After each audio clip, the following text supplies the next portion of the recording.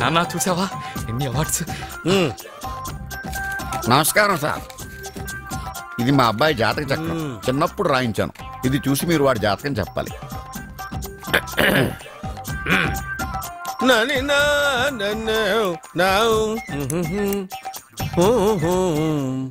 మీ వాడు పెద్ద పెద్ద చదువులు చదువుతాడండి. నేను అప్పుడే చెప్పాను కదా. కరెక్ట్. మీ వాడికి పెళ్ళిడు వచ్చిందండి. నేను అప్పుడే చెప్పాను కదరా. ఓహో ఓహో మీ వాడికి పెద్ద గొప్ప సంబంధం వస్తుందండి. నేను అప్పుడే చెప్పాను కదరా. మీ వాడు 50 ఏళ్ళకే మంత్రి అయిపోతాడండి. నేను అప్పుడే చెప్పాను కదరా. 60వ ఏట సెంట్రల్ మినిస్టర్ అవుతాడండి. వీడు చెప్పే అన్ని తప్పుడు కూతురని అప్పుడే చెప్పాను కదరా. అంతేకాకుండా ఆపు. వీడు ఆయుష్ గురించి చెప్పు. ఆయుష్ కావాలా? ఆయుష్ ఆహా 95 సంవత్సరాలు ఏ రోగం రుష్టు లేకుండా కనీసం జలుబు దగ్గు లేకుండా జీవిస్తాడండి. ఎందుకలా కొడుతున్నారు? ఇది ఎవరి జాతకమో తెలుసా? 10 సంవత్సరాల మంచం మీద ఉండి చచ్చిపోయిన మా నాన్న జాతకం రా. ఈ చచ్చినోడి జాతకం చూసి బతికినోడి జాతకం చెప్తావు నువ్వు జ్యోతిష్కుడువా? డూప్లికేట్ ఫోటోలు నువ్వు. ఏమండి జ్యోతిష్యం అన్న తర్వాత అలాంటివి ఇలాంటివి జరుగుతూనే ఉంటాయి. ఏమండి నేను గుడికెళ్ళి వస్తాను. ఎక్కడ పత్రాలు చేయకుండా తిరిగి వచ్చేసాయి.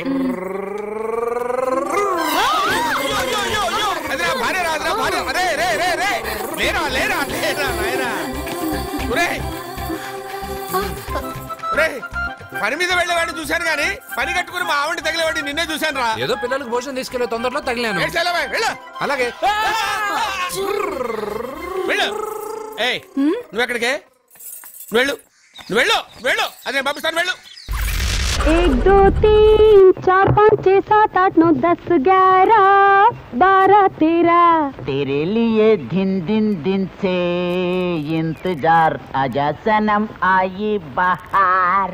మీరా పట్టపగలే వచ్చారు? ఎంత ధైర్యం! సాహసము చేయరా డింగరి, నీకు రాజకుమారి లభిస్తుందిరా అని చెప్పాడు మా గురువు తపాలా మాంత్రికుడు.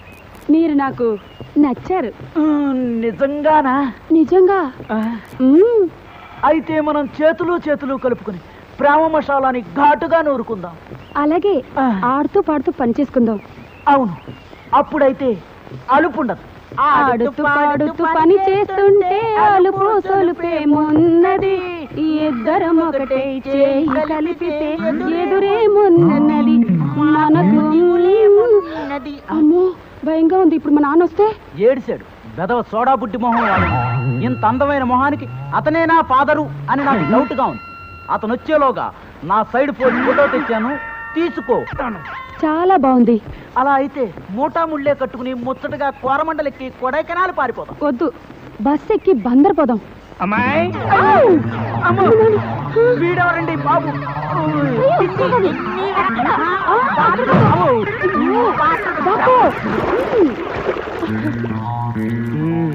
అమ్మాయి అమ్మాయి ఊరంతా తిరిగి తిరిగి ఒళ్ళంతా ఒకటే చిటచిటలాడిపోతోందమ్మా.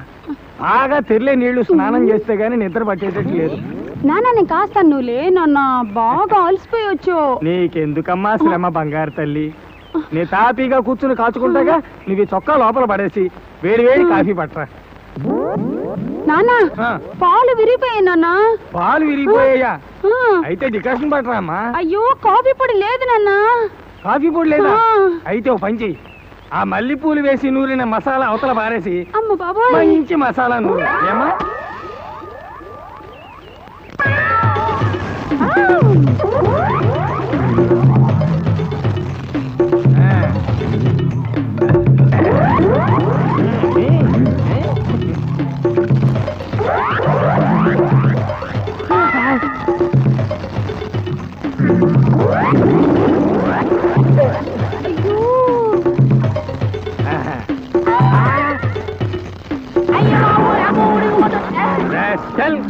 కోరమండల్ ఎక్కడి నుంచి ఎక్కడికి పోతుందో తెలియని వాడికి నా కూతురు కావాలా? బందరా నీ బొంద.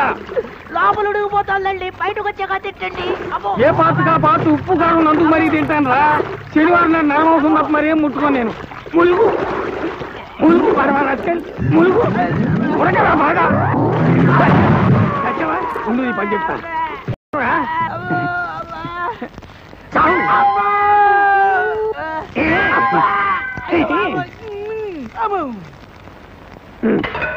కొంప తీసి కొంప ముంటాడు కదా. సార్ ఇది దారుణం సార్. కసపును కూడా స్మూత్ గా హ్యాండిల్ చేసే మన కంట్రీలో ఒక సెలబ్రిటీని పెట్టుకొని చెతుకోవడం మంచిది కాదు సార్. చెప్పరా ఎడవాడు బళ్ళారి కూతుర్ని లేపకపోయినని ఏకలవ్య శిష్యుడేడా?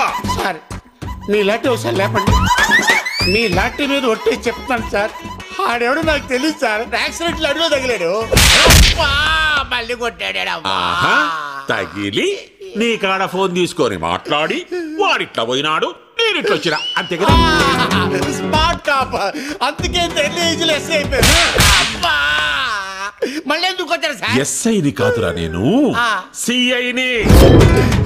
సార్ పడక బీడి భూమిలో బోర్ పడ్డట్టు ఈ నాలుగు నాకు ఫిగర్ పడింది సార్. వదిలేండి సార్, పోతాం. ఆడికి మాకు ఎటువంటి లింకులు లేవు సార్. ఏ లింకులు లేకుండానే వంద జంగిల్లో ఏ పని చేస్తాండావురా? చెప్పారు కదా సార్, లాంగ్ డ్రైవ్ వెళ్ళామని. సరిగ్గా చెప్పు.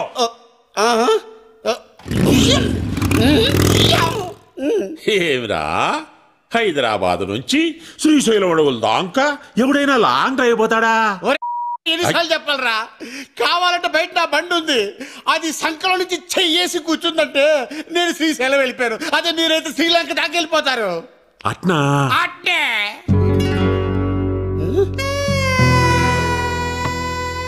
సార్ ఎక్కడికి సార్? చెప్పినావు కదరా నీ ఫిగర్ తో లాంగ్ డ్రైవ్ పోతామని. సార్ ఏదో ఫ్లోలో చెప్పేశాను సార్. నీ ఫ్లో నాకు బాగా నచ్చినాదబ్బి. సార్ అది చూస్తే కందిపప్పులా ఉంది, మీరు చూస్తే పంది కుక్కలా ఉన్నారు. వద్దు సార్. క్షతిరక్షిత, ధర్మాన్ని నువ్వు కాపాడుకోరా, నీ ఫిగర్ ని ధర్మం కాపాడుకుంటాది. ఎట్లాగూ నా పెళ్ళం పుట్టినకి పోయి 10 దినాలైంది.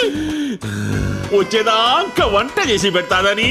సార్ ఒరే శిష్య, ఒక్క కాల్తో నా గర్ల్ ఫ్రెండ్ ఇంటికి పోదాంలే. అయ్యి బాబాయ్ తీసుకెళ్ళిపోతున్నాడు.